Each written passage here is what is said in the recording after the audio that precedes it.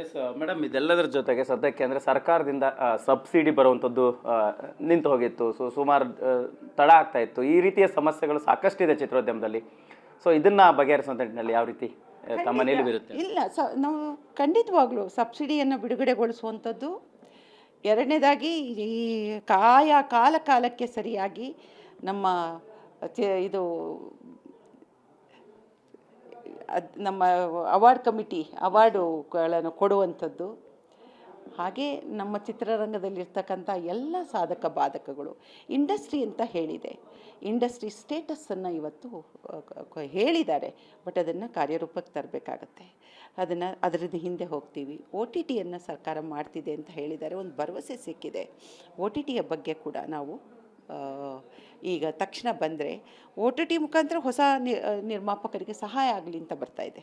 ಅದು ಬಂದುಬಿಟ್ರೆ ಅದನ್ನು ಅನುಷ್ಠಾನಗೊಳಿಸಿದ್ರೆ ಖಂಡಿತವಾಗ್ಲೂ ಸಣ್ಣ ಸಣ್ಣ ಸಿನಿಮಾ ಮಾಡುವಂಥ ನಿರ್ಮಾಪಕರಿಗೆ ಭಾಳ ಸಹಾಯ ಆಗುತ್ತೆ. ಮೇಡಮ್, ಇದೆಲ್ಲವೂ ಒಂದು ಕಡೆ ಆದರೆ ಸಹಜವಾಗಿ ಅಂದರೆ ನಮ್ಮ ಸಿನಿಮಾಗಳು ನಮಗೆ ಕಾಂಪಿಟೇಟಿವ್ ಆಗ್ತಾ ಇರುವಂಥದ್ದು. ಅಂದರೆ ವಾರಕ್ಕೆ 6, 7, 8 ಸಿನಿಮಾಗಳವರೆಗೂ ಕೂಡ ರಿಲೀಸ್ ಆಗಿ ಸಮಸ್ಯೆ ಆಗ್ತಾ ಇರುವಂಥದ್ದು. ಸೊ ಇದಕ್ಕೆ ಕಡಿವಾಣ ಹಾಕುವಂಥ ಸಾಧ್ಯತೆಗಳು ಕೂಡ ಕಂಡು ಬರ್ತಾ ಇಲ್ಲ. ಸೊ ಹೇಗೆ ಚಿತ್ರೋದ್ಯಮದ ಉಳಿವಿಗಾಗಿ ಇದರ ರೂಪುರೇಷೆಗಳನ್ನು ಬದಲಾಯಿಸ್ಬೋದು ಅನ್ನುವಂಥದ್ದು. ಜೊತೆಗೆ ಇನ್ನೊಂದು ಬರೀ ದೊಡ್ಡ ಸಿನಿಮಾಗಳು, ಸ್ಟಾರ್ ನಟರ ಸಿನಿಮಾಗಳು ಪ್ರತಿ ವರ್ಷ ಬರದೇ ಇರೋದ್ರಿಂದ ಅದು ಕೂಡ ಸಮಸ್ಯೆ ಆಗ್ತಾ ಇರುವಂಥದ್ದು. ಅದನ್ನು ಹೇಗೆ ನಿಭಾಯಿಸುವಂಥ ನಿಟ್ಟಿನಲ್ಲಿ ಸಿನಿಮಾ ಅನ್ನುವಂಥದ್ದು, ಸಿನಿಮಾದಲ್ಲಿ ತೊಡಗಿಸ್ಕೊಂಡಿರ್ತಕ್ಕಂಥ ಕಲಾವಿದರಿಂದ ಹಿಡಿದು ಪ್ರತಿ ಒಬ್ಬ ಟೆಕ್ನಿಷಿಯನು, ನಿರ್ಮಾಪಕ, ವಿತರಕ, ಪ್ರದರ್ಶಕ ಎಲ್ಲರಿಗೂ ಕೂಡ ಅವರೆಲ್ಲರೂ ಕೂಡ ಸ್ವಾಭಿಮಾನಿಗಳು. ಯಾರನ್ನೂ ನೀವು ನಿಯಂತ್ರಿಸುವಂಥದ್ದಲ್ಲ, ಪ್ರೀತಿಯಿಂದ ಕರೆಯುವಂಥದ್ದು. ಆದರೆ ಇವತ್ತಿನ ಕಾಲದಲ್ಲಿ ನಾನು ಹೇಳ್ತೀನಿ ಕೇಳಿ, ನಮ್ಮಲ್ಲಿ ವಾರಕ್ಕೊಂದು ಸಿನಿಮಾ ಅಂತಾನೆ, ವಾರಕ್ಕೆ ಒಂದು ಸಿನಿಮಾ ಬಿಡುಗಡೆ ಆದರೆ ಹೇಗಾಗುತ್ತೆ? ನಿಮಗೆ ಒಂದು ವರ್ಷಕ್ಕೆ ಎಷ್ಟು ಸಿನಿಮಾ ಆಗುತ್ತೆ? ಇಲ್ಲಿ 250 ಸಿನಿಮಾ ಬಿಡುಗಡೆ ಆಗ್ತಾಯಿದೆ, ಸೆನ್ಸಾರ್ ಆಗ್ತಿದೆ. ಅವೆಲ್ಲ ರಿಲೀಸ್ ಆಗಬೇಕಲ್ಲ. ಆಮೇಲೆ ಪಾಪ ಸಾಲ ಸೋಲ ಮಾಡಿ ಬಂದಿರತಕ್ಕಂಥ ನಿರ್ಮಾಪಕ ಅವ್ರಿಗೆ ಯಾವ ಕಾರಣದಿಂದನೂ ಕೂಡ ಸಿನಿಮಾವನ್ನು ಡಬ್ಬದಲ್ಲಿ ಇಟ್ಕೊಂಡು ಕಾಯೋಕ್ಕಾಗಲ್ಲ. ಆತಂಗೆ ಆ ಸಾಲದಿಂದ ಹೊರಗೆ ಬರಬೇಕು, ಅದು ಬಿಡುಗಡೆ ಆದರೆ ಸಾಕು ಅಂತ ಇರ್ತಾರೆ. ಬಟ್ ನಾನು ಈ ಸಂದರ್ಭದಲ್ಲಿ ಹೇಳೋದೇನೆಂದರೆ, ನಾವು ಎಷ್ಟೇ ಸಹಾಯ ಮಾಡಿದ್ರೂ ಒಳ್ಳೆ ಚಿತ್ರಗಳೇ ಬರಬೇಕು. ಒಳ್ಳೆ ಚಿತ್ರ ನೋಡಿ, ನಮಗೆ ನಮ್ಮ ಲಿಮಿಟೇಷನ್ನು, ನಮ್ಮ ಸಾಧ್ಯತೆ ಏನು ಅನ್ನೋದನ್ನು ಇವತ್ತು ಕಾಂತಾರ ಆಗಲಿ, KGF ಆಗಲಿ ತೋರಿಸ್ಕೊಟ್ಟಿದೆ ನಮಗೆ. ಈವನ್ ಸೋ ಫ್ರಮ್ ಸೋ ನಮಗೆ ತೋರಿಸ್ಕೊಟ್ಟಿದ್ದಾರೆ. 1000 ಕೋಟಿಯನ್ನು ನಾವಿವತ್ತು ಭಾರತದಲ್ಲಿ, ಕರ್ನಾಟಕದ ಭೂಪಟದಲ್ಲ, ಭಾರತದ ಭೂಪಟದಲ್ಲಿ ಕರ್ನಾಟಕ ಎಲ್ಲಿದೆ ಅನ್ನೋದನ್ನು ತೋರಿಸಿದ್ದಾರೆ.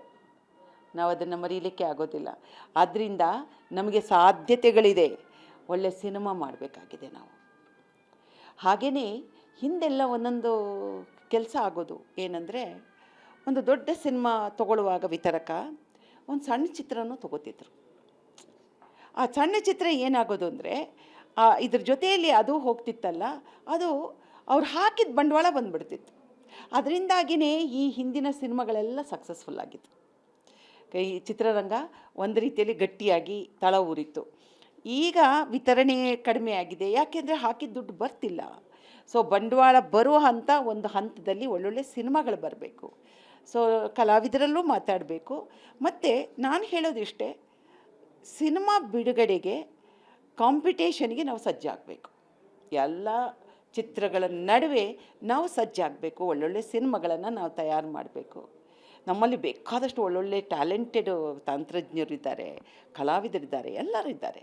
ಸೊ ಆ ರೀತಿಯಾಗಿ ಮುಂದಿನ ದಿನಗಳೇ ಬರಲಿ ಅಂತ ನಾನು ಹಾರೈಸ್ತೇನೆ.